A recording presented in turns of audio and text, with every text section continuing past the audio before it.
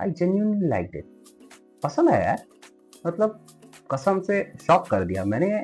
इतना एक्सपेक्ट नहीं किया था इस मूवी से। आई वाज लाइक चलो चलते हैं, एक साई-फाई मूवी है, देखने में थोड़ा तो बागी फोर से तो बेटर ही होगा, तो चल लेते हैं, देखते हैं, वीकेंड है, संडे है।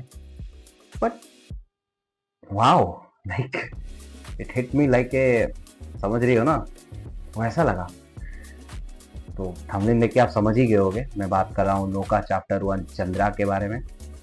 तो ओवरऑल देखा जाए तो मलयालम इंडस्ट्री जो है हमेशा से हमें सरप्राइज करती हुई आ रही है, बहुत पहले से। कोई भी मूवी उठा के देख लो, चाहे वो आवेशम हो जाए या फिर वो आपका कांतारा हो जाए, ये सब movies like out of the blue आ जाते हैं, with no word of mouth, no promotion at all, but आते हैं और फोड़ के चले जाते हैं। And I am damn sure कि लोका चैप्टर 1 भी रखती है पोटेंशियल कि फूटे एकदम सामने से। तो अगर मूवी पे आऊँ, बेसिकली स्टोरी पे आऊँ, तो कोशिश करता हूँ कि जितना कम से कम हो सके आपको स्पॉइलर फ्री रिव्यू रखने की कोशिश करूँ, क्योंकि इसका जो मूवी का जो एसेंस है ना, उसका अगर स्पॉइलर मैं दे दूंगा ना, वही उसका सरप्राइज एलिमेंट, तो मैं देना नहीं चाहता। तो स्टोरी अगर मोटा मोटी देखूँ तो कुछ ऐसा है कि 3 लौंडे लपाड़े दोस्त रहते हैं, एक अपार्टमेंट में रहता है, एक एमलेस लाइफ जी रहे हैं। एक दिन उनके ऑपोजिट साइड घर में एक लड़की शिफ्ट होती है। इन लौंडों में से एक लड़की का नजर उस लड़की पे पड़ता है। वो लड़की को देखता है, बाकी लौंडों में होता है ना, लाइन मारते हैं, थोड़ा ये करते हैं, फ्लर्टिंग फ्लर्टिंग का सीन चलता है। लेकिन थ्रू आउट द प्रोसेस कहीं ना कहीं इस लड़के को फील होता है कि उस लड़की के साथ कुछ तो गड़बड़ है, मतलब something is wrong with her. या तो वो कुछ छुपा रही है, या तो कुछ जो बता रही वो है नहीं, या तो कुछ तो है उसके बारे में जो कि और है। और उसके बाद जब स्टोरी धीरे धीरे अनफोल्ड होती है, फिर पता चलता है कि ओके, ये मामला है। इस कॉन्सेप्ट पे हमने पहले भी मूवीज देखी हुई है हॉलीवुड में, ऑफ कोर्स बहुत सारी, बट ये एक चीज है जो इस मूवी को यूनिक बनाती है, वो ये है कि ये अपना एक फ्रेश पर्सपेक्टिव रखती है। लाइक कॉन्सेप्ट सेम है, लेकिन पर्सपेक्टिव, देखने का पर्सपेक्टिव एक अलग रखती है।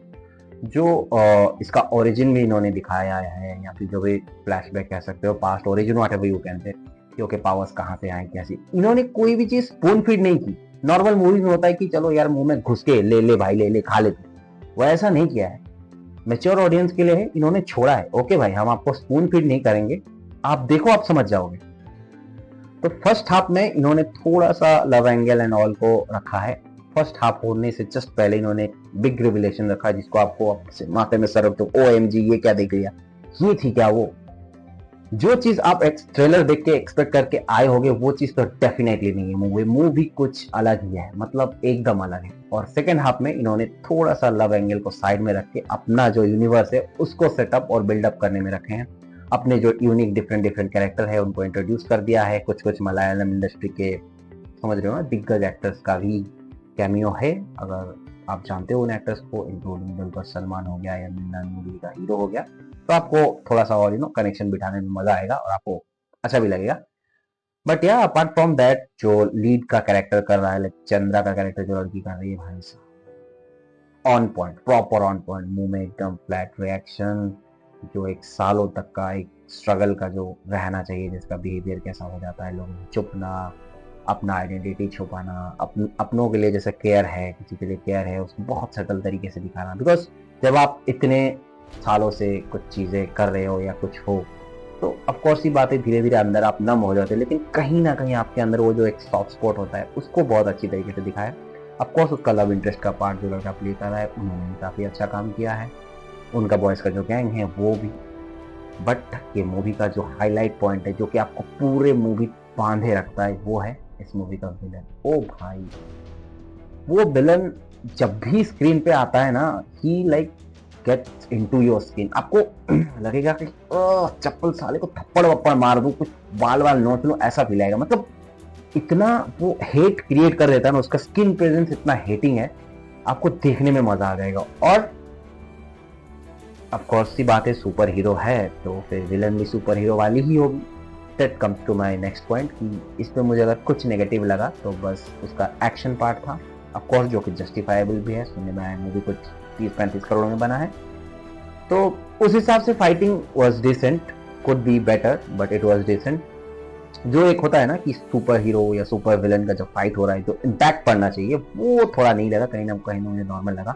बाकी VFX बैकग्राउंड स्कोर पे बहुत ही सॉलिड काम हुआ है भाई। आदि पुरुष वालों, अब तो शर्म कर लो, क्या बोलूं यार। है। बाकी ये अपने यूनिवर्स को बहुत खुले तरीके से सेटअप करती है कि भाई this is just in beginning, आगे बहुत मजा आने वाला है। इस टाइप का वो लोग एक सस्पेंस, जैसे कि होता ही है अपना यूनिवर्स मूवीज में कि एंड में ये लोग कुछ माल मसाला दे के छोड़ते हैं, तो इन्होंने अच्छा खासा दे के छोड़ा है। तो भाई मुझे तो बाकी बहुत मजा आया, ऐसा बहुत सालों में ऐसा पहली बार हुआ है कि मैं कुछ अलग सोच के कुछ डिफरेंट ही निकल गया, मतलब शौक ही दे दे मुझे।